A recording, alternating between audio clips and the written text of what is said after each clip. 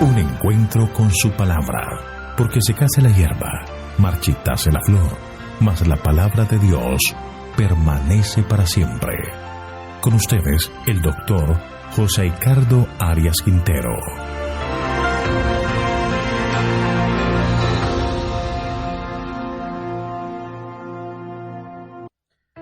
Hoy vamos a estudiar Isaías capítulo 15, profecía sobre Moab.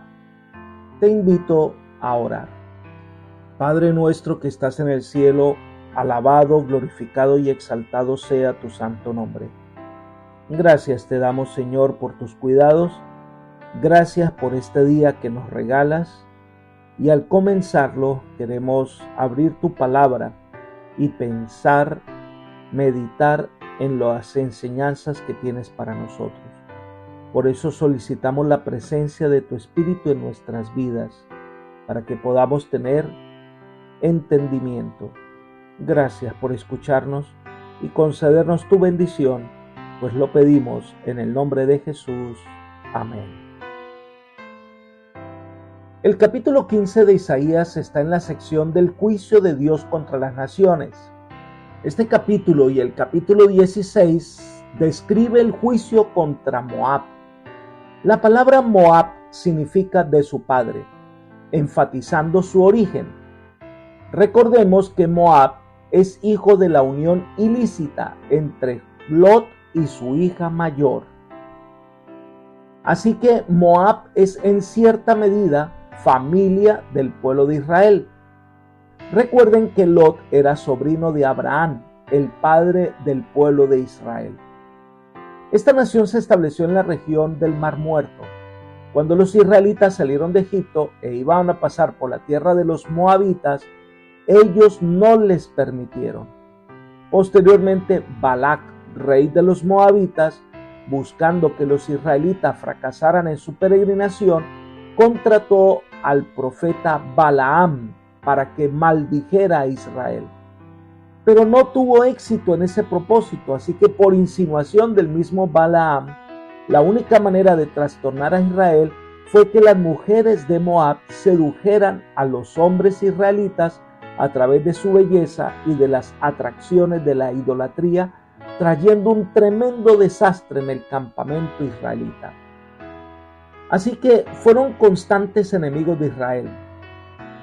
Por otra parte, una de las historias más recordadas de la Biblia es la de Ruth, la moabita, que decide dejar su tierra y se fue a Judá, a la tierra de su suegra.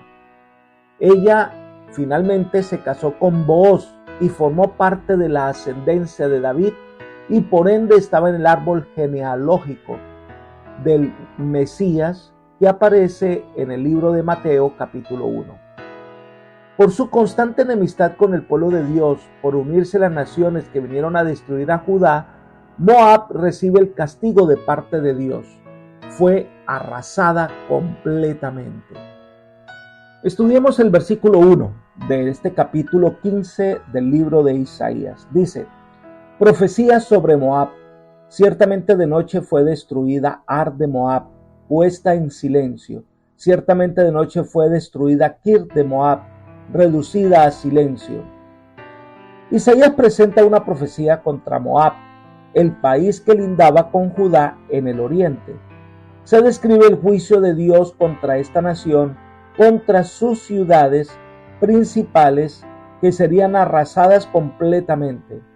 No va a quedar nada de ellas. Igualmente serán ciudades olvidadas por las generaciones futuras. Poco se sabe de la política y la historia de Moab. Por eso hay mucho de este pasaje que no es claro para los estudiosos.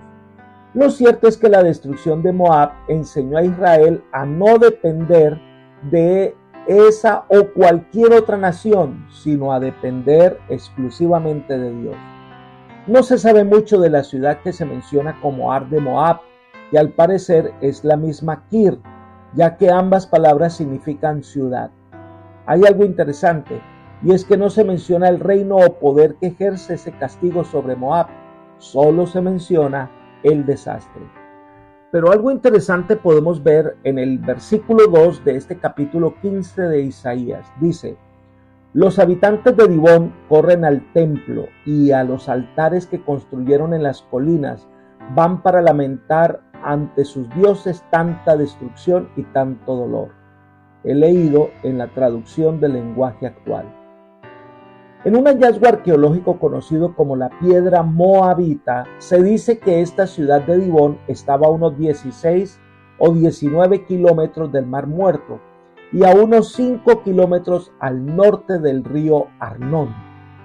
Al monte Nebo y a la ciudad de Medea están citados, era el extremo norte del Mar Muerto.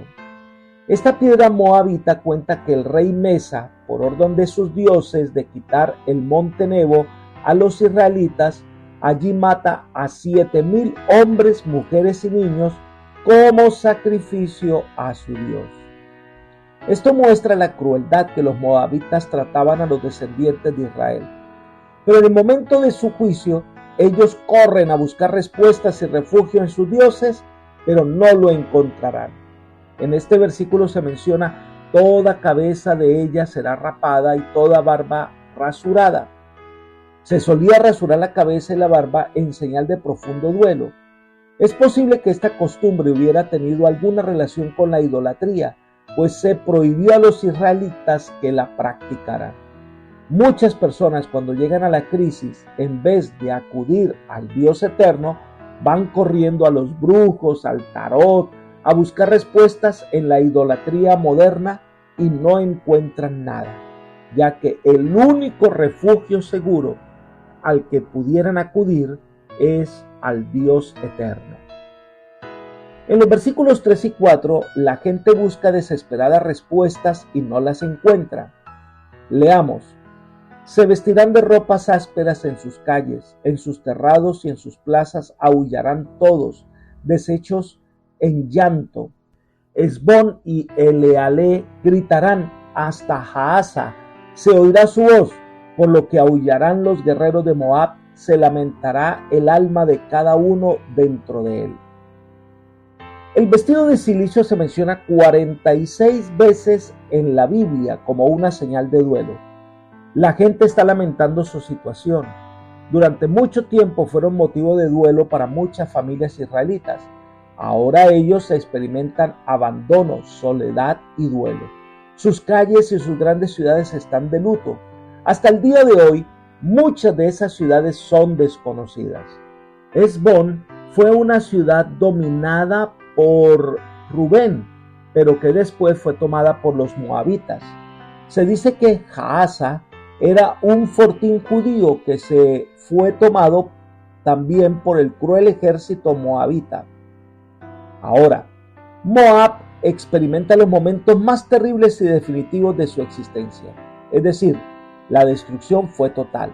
Fue tan terrible la destrucción que los soldados que debían estar allí para proteger al pueblo están asustados y tiemblan de miedo, están escondidos. No hay nada que pueda impedir el juicio divino contra el pecado. Sigamos estudiando el verso 5. Mi corazón dará gritos por Moab, sus fugitivos huirán hasta Zoar como novilla de 3 años. Por la cuesta de Luhit subirá llorando y por el camino de Horonaim darán gritos de quebranto. Es tan terrible la escena que el mismo profeta dice: siento lástima por el reino de Moab, los moabitas están llenos de miedo. Su propio corazón se conmueve y llora por el dolor del pueblo herido. Es un reflejo de lo que Dios siente por el ser humano rebelde. Cuando Dios castiga, lo hace por compasión. Dios está lejos de los sentimientos de venganza de los hombres. Él no se alegra ni se goza por el mal que viene sobre las naciones. Dios no se goza en la destrucción del impío en el juicio final. Él siente dolor y tristeza por el pecador. Su juicio se ejecuta por misericordia. Los hombres han elegido el camino equivocado, pero Dios siente lástima por esas personas. Entonces dice que los moabitas huyen a Zoar. Esta es una ciudad que queda en los extremos sur del Mar Muerto, al lado de lo que era Sodoma y Gomorra, pero que no fue destruida en ese momento. Entonces allí van a buscar refugio como novilla de 3 años. Puede ser referencia al estado de indefensión en que se encontraban, o también la moción de una pequeña aldea. Las otras ciudades no se conocen mucho. Lo único que sabemos es que Moab como nación desaparece y la gente busca refugio en algún lugar. Al finalizar este capítulo se describe la destrucción que sufrieron los moabitas entre los versículos 6 al 9. Miremos los versículos 6. Las aguas de Nimrim serán consumidas y se secará la hierba, se marchitarán los retoños y todo verdor perecerá. Nimrim se cree que estaba cerca de un arroyo que desembocaba en la orilla suroeste del Mar Muerto. Probablemente había allí un estanque para riego. Cuando el estanque es destruido, entonces, ante la escasez de agua, la zona quedó desolada completamente. Sigamos con el versículo 7. Por tanto, las riquezas que hayan adquirido y las que hayan reservado serán llevadas al torrente de los sauces. La terrible situación de Moab hizo que sus habitantes huyeran del lugar, que se refugiarían en lo que se cree era el arroyo de Seret. Ellos debían cruzar este arroyo para entrar en el territorio de Edom y encontrar refugio allí para salvar su vida. Sigamos con los versículos 8 y 9. Porque el llanto rodeó los límites de Moab, hasta Eglaim llegó su alarido y hasta Beer Elim su clamor. Las aguas de Dimón se llenarán de sangre, porque yo traeré sobre Dimón males mayores, leones para los que escapen de Moab y para los habitantes de la tierra. Los gritos de los fugitivos se oían desde un extremo norte de Edom hasta el extremo sur. Ellos buscaron refugio en diversos lugares y no lo encontraron. Trataron de ir a los ríos para huir, pero fueron destruidos. Cuando el juicio de Dios se hace efectivo, no hay refugio para el impío. Deberá pagar por su pecado. Ya no hay solución.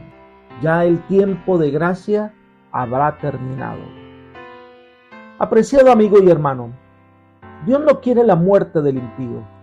Dios no quiere la destrucción de las naciones. Dios quiere que las personas se arrepientan, que se entreguen a Él para poderles dar vida. Pero Dios respeta la decisión que tomemos. Y aunque le duela en su corazón, y aunque al Señor le duela en su corazón, pues el impío decide su camino y debe sufrir las consecuencias. ¿Saben? Dios te busca, Dios te llama porque quiere librarte de la muerte y darte la vida. La invitación es: responde positivamente al amor de Dios y haz del Señor el Rey de tu vida. Deja que Él haga su obra en ti. Que el Señor te bendiga y te guarde y te lleve por sendas de paz. Es mi oración por ti. Amén.